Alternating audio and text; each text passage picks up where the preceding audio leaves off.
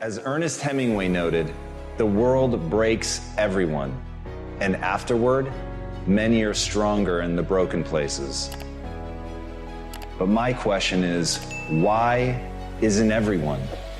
To me, it comes down to the strategies that you use. There really isn't anything objectively good or bad. There isn't anything that happens to you that can't be overcome. There isn't anything that could happen to you, anything that when you turn inward, you can't find a reason to overcome. You can't find a way to put those pieces back together, and that becomes your job. It becomes literally up to you whether you're going to sit and wallow and woe is me, because what happened, happened, and there's no way to take it back. But how you respond, what you bring to that table, whether you meet fire with fire, whether you meet that adversity with falling apart, becoming weaker in the areas that broke, or you bind them and mend them, and it becomes like a weld that literally makes you stronger, is a choice.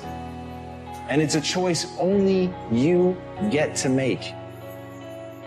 But as Stephen Hawking said, when you complain, nobody wants to help you. There are many things in your life that you have every reason to complain about. You have every reason to be upset by the things that have happened to you. The most sinister thing about excuses is they're valid. There's a million reasons why you should be able to give up. There's a million reasons why you shouldn't need to try. That thing that broke you, you should be allowed to just sit on the ground. And here's the thing, that's your right. You have every reason to do it. And maybe people won't even think less of you. But here's the truth. You either become weaker or stronger in the places that broke, and that's a choice of how you react moving forward. The great news is, the best thing that you could do to become stronger is love yourself. And as Kamal Ravikant said, loving yourself is a practice. People think that it's something that's going to feel right, that it's going to feel natural, that you're just going to turn inward and there it is, this spark of love and joy for yourself, inside yourself. But the truth is that's just not the human experience. That's not the way that it works. There's going to be a voice inside your head and it's going to blame you. It's going to say that it's your fault. And no matter how many times people on the outside tell you that that is not true, that this thing happened to you, that it isn't you, it doesn't define you, there will be a voice that's going to tell you that it does. And that's where you have to fall back on process. That's where you have to realize that you literally have to practice loving yourself, and that it's okay, that no matter what happened, there is absolutely nothing that invalidates that you're worthy of your own love. But you've got to practice it.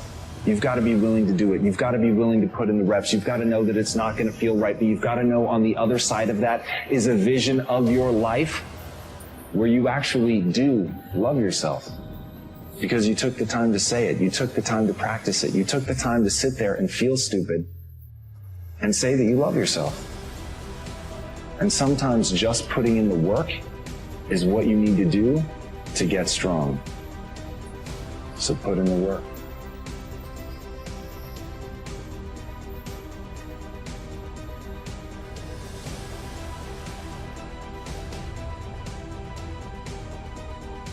We have a desire to define that which is often undefinable.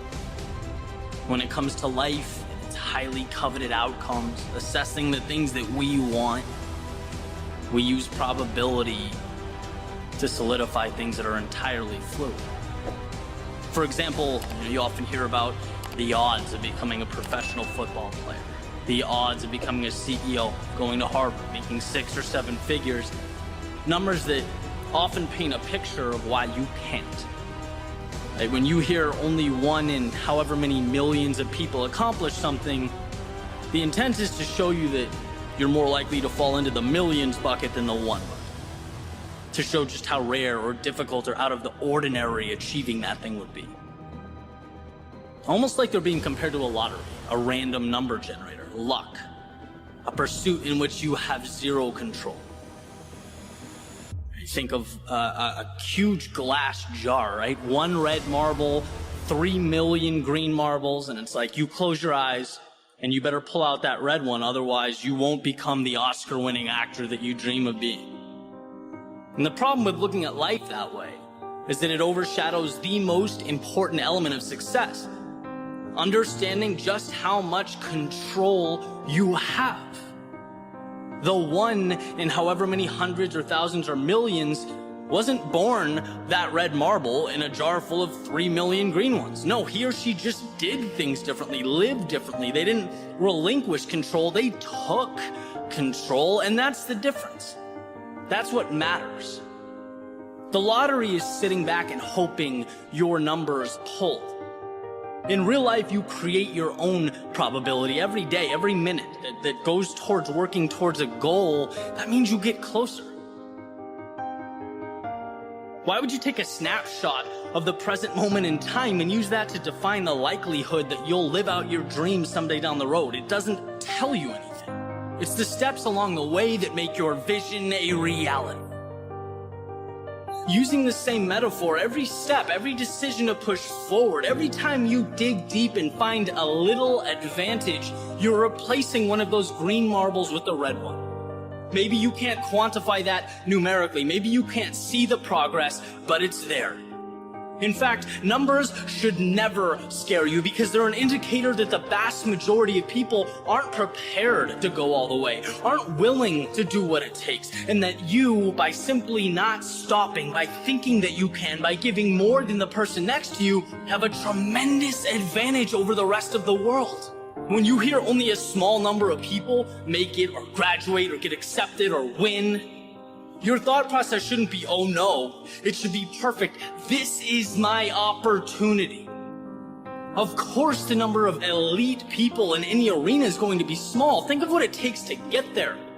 Think of the sacrifice needed to make it happen, the costs that must be paid. The only odds that warrant attention are the odds that you will continue forward, and you should know that they are 100%.